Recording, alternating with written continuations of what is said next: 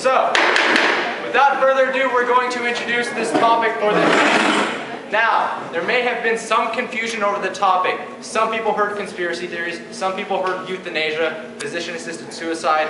Well, we decided upon the latter, physician-assisted suicide, so that's what we were going to be debating. However, depending on how the discussion goes, and just how kind of, what's the word I'm looking for? How enthusiastic you guys are about the topic and how much we start getting really intense debating, then we might switch to conspiracy theories halfway through. We've done this before, so we basically have one meeting, two debates, just to kind of see how it works. But if you guys, if you guys are like really getting into physician-assisted suicide and you guys just going back and forth and people are making really good points, then we're going to stay on that. But if like I can see that the discussion is dying down, not a lot of people are raising their hands and people are making the same points over and over again, then we're going to switch over to conspiracy theories. But yeah, so we're gonna introduce the topic now. Sean's gonna go a little bit more about it since you guys may not be familiar with it. So. All right. So to clear up any confusion what the topic is today, euthanasia, physician-assisted suicide. This has been debated on in the past, even in Supreme Court. Basically, if you have thoughts of suicide, if you no longer feel the will to live, instead of performing this on your own and having your family members find you, you can go to a doctor's office and have an operation done called euthanasia, in which the doctor injects you with certain chemicals that ends your life. This is a more humane approach to, say, hanging yourself or finding some other way of dealing with this problem. So, do you guys believe that doctors should have the ability to kill patients if they wish it? Should they not? It's up to you. This debate is called to order. Yes. So I feel that euthanasia is something that's totally fine. I mean, it's up to the person whether they want to live or not, and it's a really big decision for them, so they're obviously going to take their time to think about it, and once they come to the conclusion that they do want to do it, they must be pretty serious about it. And frankly, if they decide to kill themselves, I don't really see it that much as a bad thing. It's something they want, and it's helping with the population crisis that our planet is suffering from. Thank you.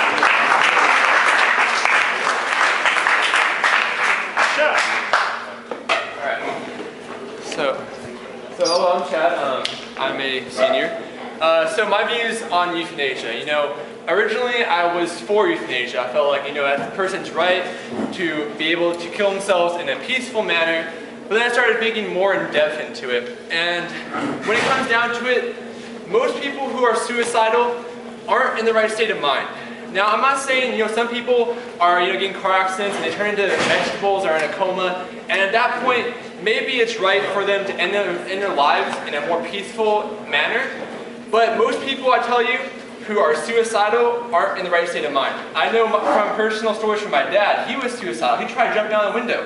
And if he got a physician to help him actually commit suicide instead of the police stopping him, I wouldn't be here today. I know about, statistically, 1/4 of all teenagers will have thoughts of suicide. Now, I don't know about you guys, but we get in dark places sometimes. And I don't want one of my friends thinking irrationally, going to the hospital and be like, you know what, I need help offing myself. And then the physician being like, oh, okay, come right in. How much will this cost? Because to me, I care about that person. And I don't think they're in the right state of mind. So I think that's something we should all think about in this debate. Thank you, Chad.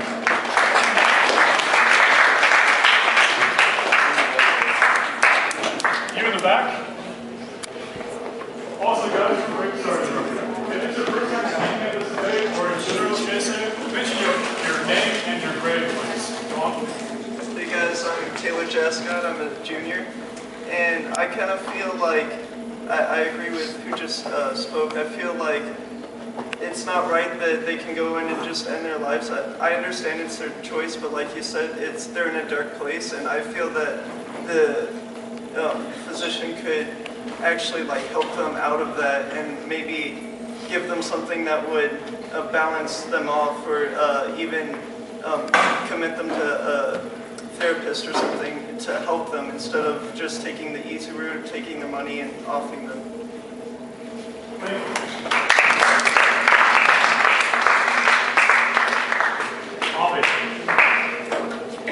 Hi guys, I'm Avi, and I'm a sophomore. Suicide's kind of close to me. seeing as like I have various members of my family who were suicidal for extended periods of time, and like it's come, and not even like all of us, like I said, especially as teenagers, you have raging hormones and our emotions all stretched to extremes. But I mean, even my grandparents were suicidal at one point, like within the last 5 years. So I know that, you know, it gets really close to that kind of point where I can just do this and end my life and it will all be over. But like, and people say like euthanasia makes it more humane so that your family doesn't have to walk in and see you. Like, regardless if I walk in and see somebody commit suicide, if they're a member of my family or one of my friends, it's still gonna affect me. It's gonna affect me in like every way possible. Also, when it comes to euthanasia, giving doctors that right to, you know, say that they get to make the judgment of whether or not this person should live or not, it kind of adds to that God complex that they already have. Doctors are already cocky, they're already like, look at me, I can save your life if I want to or not. And I know that ER doctors, you know, I did volunteer in an emergency room last summer, and it came to points where there's, you know, 95-year-old grandma and she's, you know, on life support, but the whole family wants to keep her alive, and they run what's called a slow protocol where they just do things a little slowly and she accidentally dies. But it's kind of like, it's accidentally on purpose, you know? So, and now it's just like they don't even have to do that. They can just be like, oh, she's totally terminal, I'm just gonna let her die anyways, because I'm a doctor and I can do that and I can control the whole world. And that's how I can change it.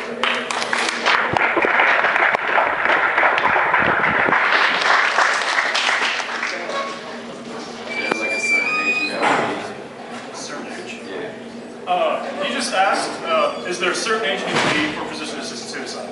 And as far as I know from my research, you do need to be 18 years of age in order to participate in euthanasia. Speaker? You and the two. Hi, I'm Avi Bir, and I'm kind of in the middle here because I agree with you and Taylor back there that yes, a lot of people that are suicidal, it's just because, you know, they're not thinking straight. They feel so depressed and they think that's the only way that they can help themselves. And in that case, yes, I don't think euthanasia is the right choice. They should get help from a therapist, something like that, you know, that way they don't have to kill themselves. But at the same time, I do think there are cases where someone, maybe it's better for them, you know, maybe it is a good choice. So like what I think is that maybe we should have like tests of some kind by therapists, psychologists, something of that, to determine whether someone is like truly capable or like they're good for euthanasia, like they're ready for it. So yeah.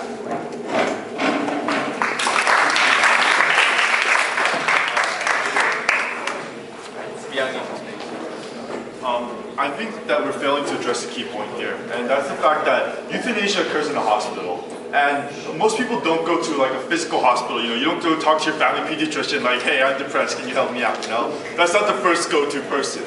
The reasons you are in a hospital is because you're physically ill, sometimes terminally.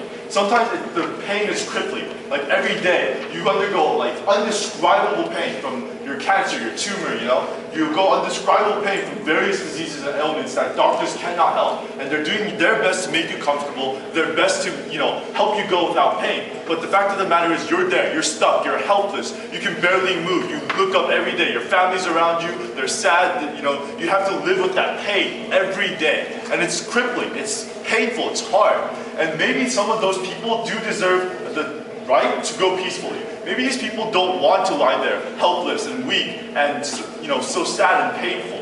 Maybe they have the right to take a lethal injection, to die peacefully, and to choose, you know, and to die with a little dignity if they can. I think that's a key point that we're failing to address here.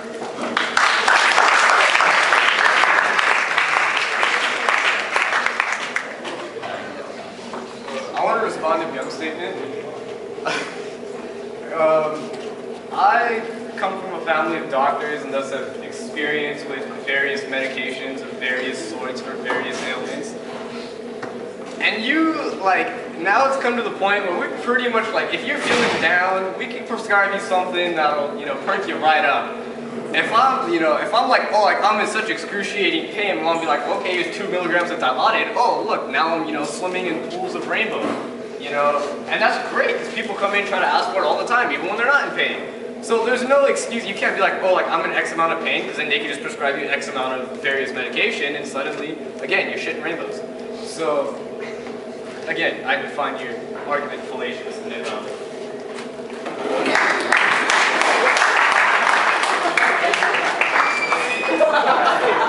Okay, Chad. All right. So, to Avi's review of you now. Okay. It's true. If I got injured and like broke my arm, or if I got in a car accident and went to the hospital, I'm like, I am in so much pain. Shoot me up with your best stuff. They would give me, oxycodone, a Norco maybe, and I would just not feel anything. But the people who we're talking about here, they become, after a while, they become desensitized to the drugs. And after a while, a certain milliliter of painkiller isn't going to really make a difference. Another personal experience, my dad actually had cancer, and when he first started cancer, they'd give him a certain prescription, which is a very small prescription, a painkiller. But after a while, his body gets used to it because all our bodies adapt. And sooner or later, he had to have more and more doses of painkiller for his pain to actually be bearable. So at some point or another, you're going to be in the hospital for so long, and you're going to have all these drugs working for you, but they're not going to be enough, because eventually your body's going to adapt to that, and eventually it's still going to be painful, whether you're on medication or if you have the Lord's blessing or whatever. So, physician-assisted suicide really would be the only way out.